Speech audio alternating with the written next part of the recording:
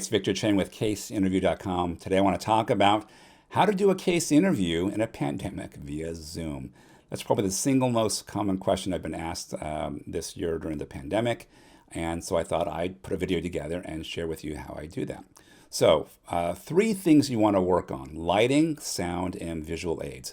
They are a little bit more require a little bit more conscientiousness and thoughtfulness than a traditional face-to-face interview. So let's first start with a microphone. You want the ability for your interviewer to hear you.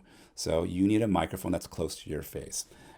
So I'll be pretty transparent of my setup. I actually have an external microphone. It's actually in my hand right here. It's right here underneath out of view, so it's a little closer to me. I do a lot of recordings, so I have a high-end microphone. I would say for regular interview purposes, regular earbuds, I would use wired. Wired's more reliable in many cases than audio.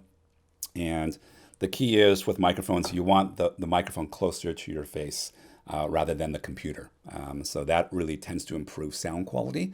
And you don't want your lack of sound quality to be a distraction in an interview. Second thing is with lighting, right? So lighting, I'm a photographer, sort of as one of my hobbies. I pay a lot of attention to lighting.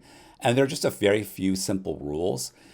You want to be better lit than the things behind you, right? So if you have a window, turn your computer so the computer is facing you while you're looking at the window. That tends to improve the quality of light. So let me give you an example of what happens when you don't do that. Right now I'm recording this in the evening, so it's dark outside, it makes no difference. But I have two lights here in front of me next to my computer. I'm going to turn them off. And what you're going to notice is that my face is in shadow, right? This doesn't look good. You want, at a minimum, your face to be as lit as the background.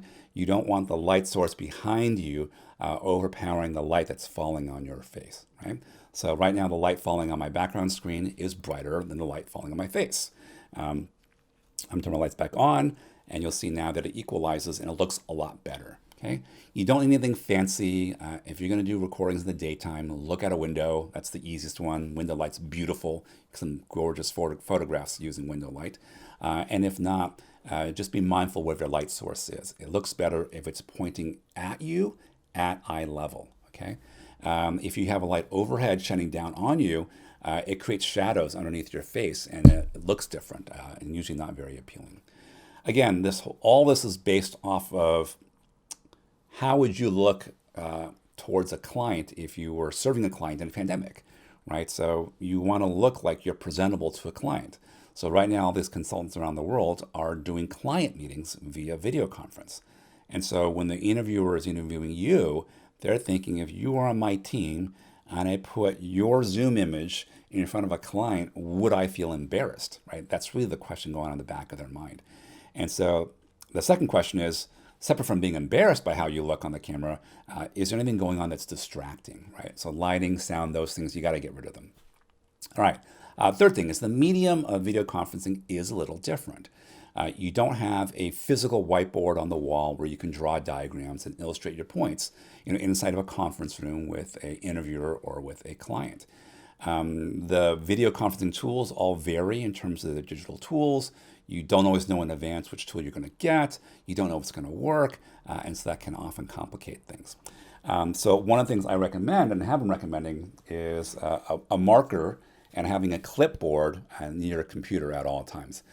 This is my kids' clipboard for their homework. I just stole it at the beginning of the pandemic. I have a jar of Sharpie markers over here that I keep next to my computer. And all I'm doing is just diagramming things here. So, for example, if you have a case that has three parts, 1, 2, and 3, right? This would be an example of a framework. I could use this as my visual aid and sort of illustrate what I'm talking about. Now, this is a tool that I feel very comfortable using and have used with clients, right? So the idea is to role model and mimic the approach you would use as a consultant with a client. Remember, the case interview is not an interview. It is a simulation of work as a consultant. So that's the lens that you're being evaluated through, and you want to present yourself accordingly. And, no one wants to be doing on Zoom meetings, but that's what we got to deal with, and so get good at that. With things like clipboards, you have to practice, right? The very first time I did this, I have my clipboard out here. I didn't realize I kind of was leaning the wrong way. And so now I kind of lean this way, and I have the clipboard here in the middle. And then when I'm done, I kind of lean back and get back to middle camera. So you need to practice. I used to use a ballpoint pen, and then the lines were too small. Nobody could see it. So I switched to a marker. So lots of little things. So as you practice case interviews now, especially with a pandemic, you really want to practice the medium in which you'll be doing the interview. So do your interviews via Zoom or some similar web conferencing platform. So those are my key tips. One last thing I'll mention is what happens if you have technical difficulties. I'm doing Zoom meetings all day. Invariably, somebody has some kind of problem with Zoom. They lose their connection, you can't hear them, they have mute on, but they didn't realize it, so on and so forth, right? So don't worry. The key is to handle it professionally. Guess what? McKinsey, Bain, and BCG consultants are having the exact same problem with Zoom in their meetings with clients too. Sometimes the internet goes out, it just happens. Okay? So the key is to act as if you are a consultant dealing with a client. How would you handle it professionally? Whoops, sorry, didn't realize I had my mute button on. Can you hear me now? Verify and then move on. Or the connection is terrible, may I reconnect, and then reconnect and try again, right? Ideally, try to get all those things worked out in advance, but sometimes despite your best efforts, things happen, right? That is just a given. The key is roll with it, act in a professional way as if you were a client dealing with as if you were a consultant interacting with a client. If you just keep that in mind, that answers probably 90% of your questions, of what to do in a case interview, is just treat the interviewer like a client. So those are some tips on how to do a case interview during a pandemic, and especially through video conferencing. Hope you found it helpful. For more tips and strategies for preparing for the case interview, please visit caseinterview.com. If you like this video, be sure to subscribe to my YouTube channel so that you'll be notified when new videos like this are released. I hope these tips on how to do a case interview via web conferencing were helpful. If you have any comments on this video or have any questions I did not cover, please leave a comment below. Thank you again for watching and have a great day.